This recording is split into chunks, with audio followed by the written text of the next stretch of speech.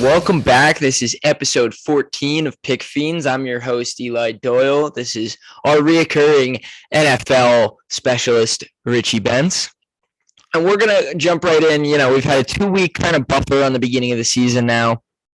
You get all these overreactions early. We're still really early in the season. But I think it's a good point to really start diving in and giving away somewhat educated picks and, our opinions and what have you. So we're going to roll right into Thursday night football. We have the Pittsburgh Steelers against the Browns. Both these teams not hot starts. The line is -4.5 to the Browns. Don't know how I feel about that.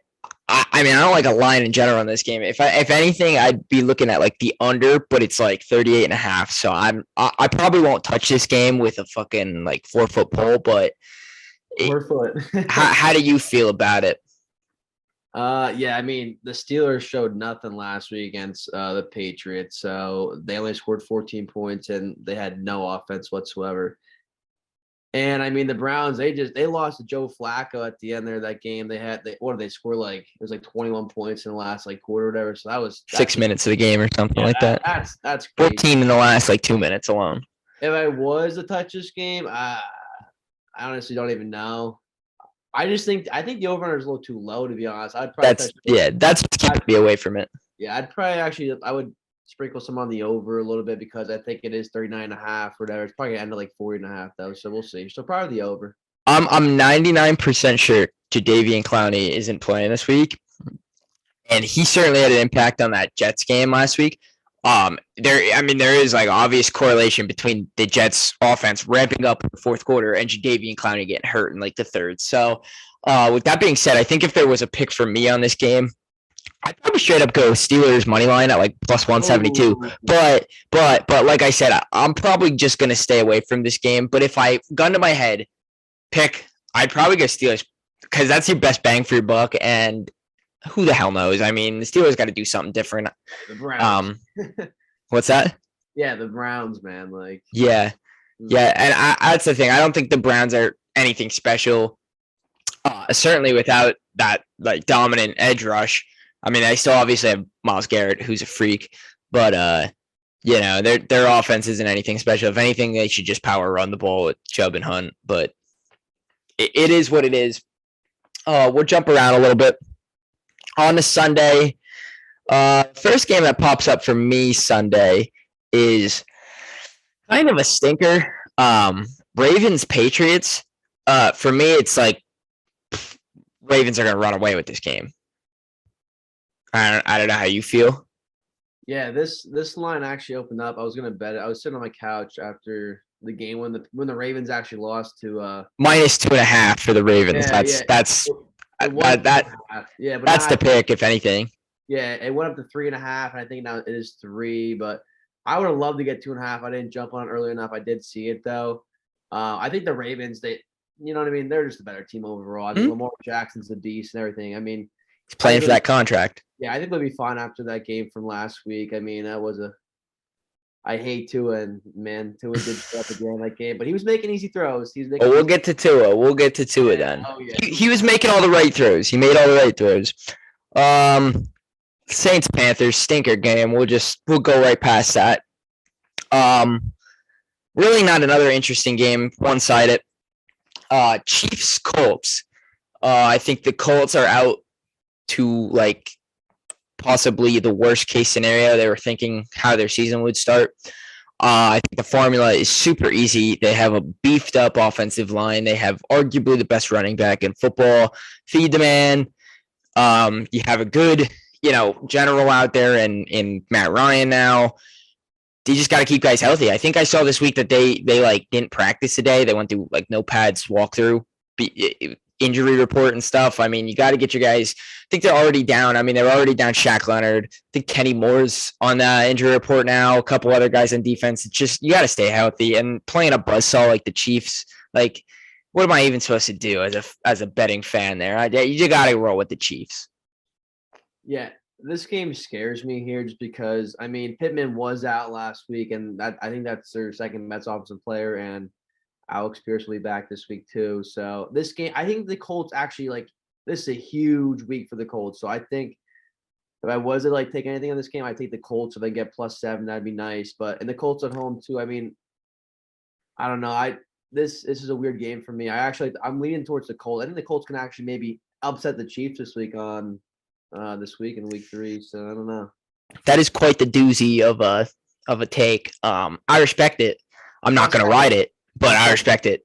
So I mean, I got them at 6.5 points here. If you gave me 7.5, I'd probably take it because I'm a sucker like that. But I'm probably just going to stay away from it for now. We got a game I'm excited for. Nobody else might be, but I'm excited for. Lions Vikings. I think both of these teams are. I mean, we just saw Philadelphia kind of pummel the Vikings a little bit, but I don't think it was I still think the Vikings are good. I just think I still think I just think they didn't run the ball. They couldn't. I mean, maybe that's a credit to Philadelphia's defensive line, but I think they should have gave Dalvin more opportunities to run the ball instead of trying to force the ball downfield. But that's just me. I still think the Vikings are very good. I think Detroit is very good. I try to tell people after week 1, they're like, no, the Eagles defense sucks. Lions just, put up 30 whatever on them, even though they lost. I was like, no, that Lions team is different than years past. Their biggest question mark is honestly Jared Goff. How did we come full circle that Jared Goff is once again the question mark, for a team? But it is. That defense isn't bad. Defensive line specifically is very good. They have skill positions out the ass. Their backfield's loaded. Their wide receiver, Amon-Ra St. Brown, is possibly the most underrated wide receiver of NFL history right now. He's top 5. What's he have, 8 straight touchdown catch games going back to last season? Crazy. And they got other guys there too. They're going to get Jameson Williams back eventually. Hawkinson's an animal. The offensive line is good. The question mark is really just Jared Goff. And it's kind of a shame with this good quarterback draft we're going to have this offseason. Knock on wood. It's kind of a shame that they're going to be like a 7-win team this year because they're not going to be down there in them prime spots to get the piece they possibly need. But that's not to say they can't get a quarterback this offseason if Jared Goff isn't the answer. But I like the Lions in this game. I really do. They're giving them 5.5, and that's why I like them because I think it's going to be a close game. Not money line? Not money line or what? No. Give me the points. But Justin Jefferson, I still think he's like a top 3 receiver in the NFL. So I think it's 100%. Yeah, I'd be crazy. I'd be crazy if I didn't say I truthfully think that if you look at top 5 receivers in the NFL right now, there's Devontae Adams, Cooper Kupp, who the hell were we just saying? Tyreek Hill, maybe Jefferson. I don't know. I like Tyreek and Amon-Ra St. Brown kind of sneak up to the 5 spot for me. I think we're probably missing somebody in there, but Mike Evans is when Mike Evans wants to be, he doesn't. I don't know if he always is the most. He's a whole different guy, within himself. But yeah, I like the Lions in this spot. With 5.5 points. I think the Lions can win the game, but if you're gonna give me 5.5, I'm gonna take it. Yeah. I'm on that too. I'm on the +5.5 just because I'm a kind of a Lions fan. Me and 2 of my buddies are we wear Lions jerseys when we watch the red zone. How could you not love Motor City Dan Campbell? Yeah, they just have heart. That's why I love it. They do, and it's not even just the players, and the fact that it is a full roster of players that have heart is super rare. But besides that, you have a very emotional coach who wears his heart on his sleeve and shit. His emotions are always out there. You have a freaking coaching staff just full of dogs too behind them. Guys, half their coaching staff are former guys that we look at and be like, yeah, maybe not the best guy at that position in the league, but animal. Deuce Staley's up there now from Philly. Can't think of who the hell their linebackers coach is. He was a freaking animal. I think he was on the Colts and the Dolphins. I just love I love the Lions team. I would kind of lean towards the over, but it's 53.5. And that burned me in the Eagles-Vikings game. You had the over in that too? I had the over. Yeah, I had the over because I figured Philadelphia was going to put up around 25, 30. And I just figured that the Vikings would be right there, Yeah. that it would go one way or the other. But is what it is. A little shy to it. The next game I have here, Philadelphia, Washington. Another kind of stinker game in my mind. I think the world is going to bet on Philadelphia, as they probably should. I think Philadelphia is creeping. As an Eagles fan, I think we're creeping into the realm of being the media thinks we're too good. I think we're pushing the Bills area of like the media thinks we're that good, and that's not a good spot to be in. Starting to get cocky. No. I mean, I don't think interior. I'm not getting cocky. Like, I don't think most Eagles fans are getting cocky because they still know Jalen Hurts is unproven. But man, did he look really freaking good? Yeah. And that's what I think. I think we're pushing the area where the media is just waiting for us to like do like kind of like where the Bills are at. Like they're just waiting for the Bills to, mess one thing up so that could be their headlines for the week. I think that's where the Eagles. I keep seeing like people being like, oh, they're favorites in the NFC. Like, let's calm down. Let's take a second. It's week 2. It's week 2. But yeah, Eagles minus 6.5. I don't know if I like that. The over-under is 47.5. That's something I may like because I think it's another game where Philadelphia could put up 30 points. And then it's just like, is Washington going to be in that situation? And with the skill positions they have, I just assume they would be able to score a touchdown, 2, 3. But it's a little up there. I'm probably just going to pass on the game. What do you got here? Yeah, I mean, Eagles are 2-0, man. As a Giants fan, that's hard to say. The Giants are 2-0 though, so too, but like at the same time, that's hard to say. Yeah, this game, I don't know. I feel like I would lean towards the under in this game just because not Washington, the Commanders are at home. And for them to stay in this game, they're going to have to keep Jalen Hurts out of the end zone. They're going to have to keep him on their side to get him because Carson Wentz can't score every goddamn drive, They're going to have to stop the Eagles offense to have a chance to win this game. And the spread kind of said it's leaning towards like a touchdown game or whatever. So I would lean towards the under here.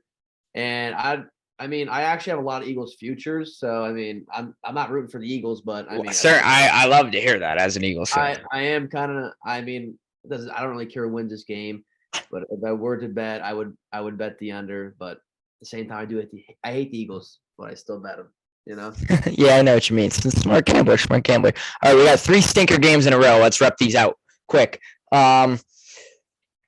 First one, Raiders Titans. Titans, in my opinion, are still like very. I think people are overlooking them severely. They're still a Titans. Like I heard Aaron Rodgers say this week, like, is Mike Vrabel still a coach? Yeah. Do they still have Derrick Henry? Yeah. Like come on. That's and I think the Raiders. Who knows what's going on? I think it's just kind of a melting pot issue of new coach, some new personnel, just figuring stuff out because like that they obviously felt like they had a comfortable lead against the Cardinals, so and that didn't go their way. So I think it's just figuring shit out. I'm gonna do a pick 'em in like all 3 of these games in a row. I'm just gonna take money line, whoever pick whatever team to win. I got the Titans here plus 104. You got Titans. This game is so tough. 2-2 teams. Both teams need to win this game really bad. Honestly, Raiders starting 0-3. I don't think anyone would have saw that, but I'm on the same side as you. Have to go Titans here. If I were to pick, Yeah. The next one, another stinker. Texans Bears. Both these teams bottom 5 rosters in the NFL, but honestly, maybe bottom 3, both of them. Maybe bottom 2. No, Seattle. Anyway, no, I don't know who I like here. The Bears are the favorite at minus 138. It is in Chicago. I don't know. Give me Davis Dougie Mills, whatever the hell his name is. I like him. He is a competitor. He kind of reminds me of like I don't know who he kind of reminds me. He kind of reminds me of like Matt Stafford in a way. I don't know. Oh, I just think he's really. I mean, he was drafted out of college at like 20. He was raw, and I think he only had like 12 starts in his career in college. He was raw, and with the changing of all this shit and lawsuits going on down in the Texans and just where the organization. And I think Justin Fields is in the same spot for Chicago. It's like, what are you supposed to do when you have a bottom five? People are pissy that he only has like 23 pass attempts on the season in 2 games. Well, guess what? The receivers don't get any separation and their offensive line stinks. Do you really want him trying to force the ball? Then you know what happens when he starts forcing the ball? It's like Carson Wentz 2020 all over again.